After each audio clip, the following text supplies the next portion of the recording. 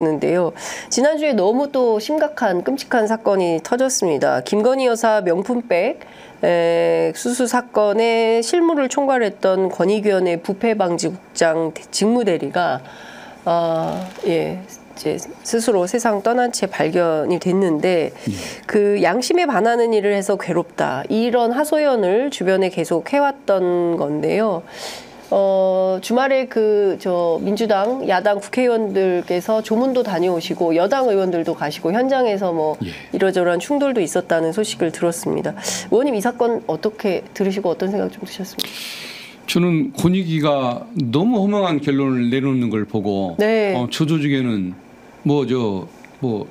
양심이나 정의관념을 가진 사람조차 하나도 없나라고 굉장히 좀 불신하는 시각으로 봤었는데, 그래도 나름 이렇게 고민하는 공무원이 있었다는 것은 참 다행이긴 합니다만은 또 너무 그냥 불행한 사태를 통해 이 사실을 알게 되니까 좀 안타깝습니다. 오히려 그 전에 이런 일이 있기 전에 그런 내용들을 좀 알 수 있었으면 그래도 또 응원도 좀 하고 함께 진실을 밝히는 노력을 하는데 도움이 좀 됐었을 텐데 굳이 또 그렇게 극단적인 선택을 해서 마음이 너무 아픕니다. 언론에 이제 이러저러한 내용들이 굉장히 많이 나오고 있긴 한데, 상당히 이분이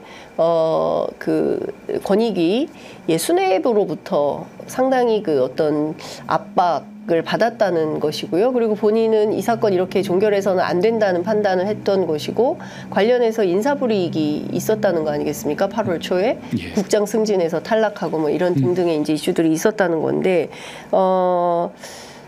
그래서 그런지 이제 전현희 의원은 이 사건 자체를 살인 사건이다, 이렇게 이제 규정을 하고 비판을 하고 있는 것 같습니다. 민주당에서 이 사건 좀 어떻게 대응하실 계획이신가요? 진상을 좀 더 확인을 하고 그걸 토대로 어떤 최대한의 좀 필요한 조치를 해야 한다는 생각을 해봅니다. 그러니까 그 국장 직무대행이었던 그분이 단순히 양심에 혼자만 가책을 느꼈거나 회의에 참여해서 분위기에 눌려가지고 그냥 따라가는 수준이었다고 한다면은 그 위에 상층부에게 어떤 범죄로 처벌하기는 어려운 것이겠지만, 만약에 소신을 바꾸도록 계속 압력을 넣거나 원치 않는 보고서, 회의 자료 이것을 만들게끔 또 필요한 내용은 빼버리게 만들고 불필요한 걸 넣게 만들고 이런 식으로 보고서를 억지로 만들게 하는 이런 노력이 있었다든가, 그렇다고 한다면 그것은 직권남용죄가 성립할 수 있는 것이겠죠. 그래서 그것은 한번 국장 직무대행이 양심의 가책을 느꼈던 그 원인, 그 과정에서 어느 정도의 강압액이가 있었는가, 이걸 한번 따져보고 진상을 확인한 다음에 필요하면은 처벌 절차를 받게끔 관심을 둬야 할 것 같습니다. 지금 박정훈 대령은 처음에 집단항명 수괴죄로 처벌 구속될 위험에 있다가 이제 항명죄로 바뀐 거고요. 앞서 말씀드린 백혜룡 경정의 경우에도 보도자료 작성 과정에서 이것 빼 저것 빼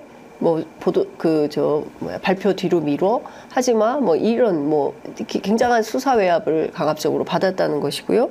권익위에서는 이제 스스로 생을 마감한 이런 분까지 발생을 한 것이고요. 그러니까 이분들이 군인, 경찰, 국가공무원 이런 거거든요. 그러니까 정상적인 국가가 운영되고 있다면 군인이, 경찰이, 그리고 국가의 고위공직자가 이런 상황에 놓일 수 있는 거냐. 굉장히 심각한 상황인 것 같습니다.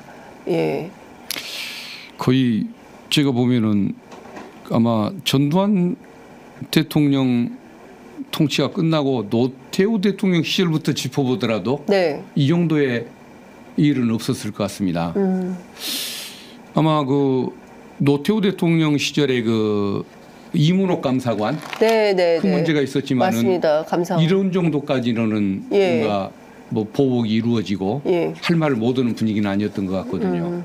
그래서 지금 시대가 보면은 전두환 정권이 끝나고 난 이후에 가장 어떻게 보면 강압적이고 좀 거의 양심이라는 기준에서 보면 폭력적인 이런 정권이라는 생각을 해보는데, 박근혜 정권 때에도 그 어떤 적폐 수사 예. 통하는 과정에서 예. 많은 문제가 드러났지만 이 정도까지는 아니었던 것 같거든요. 예. 기자들 사이에서는 그런 얘기도 농담처럼 합니다. 박근혜가 성군이었다 막 그런 얘기도 하잖아요. 저만 생각이 아니군요.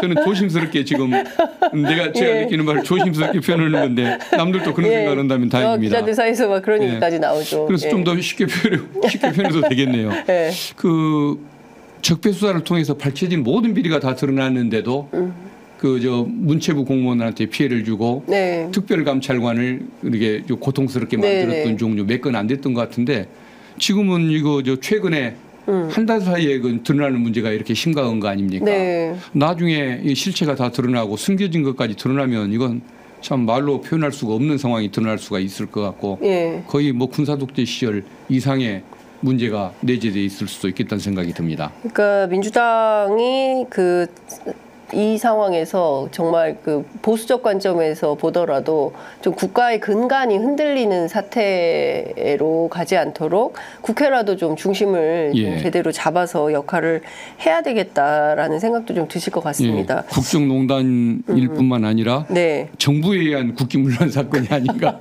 그러니까요. 정부에 의한 국기문란 사건까지도 고민해야 되는. 지난번에 기자들이 뭐 대통령 후보 명예훼손 했던 사건을 가지고 예. 뭐 민주주의에 대한 무슨 중대한 예. 위협? 민주주의를 위협하는 국기문란 사건이라고 했던가요?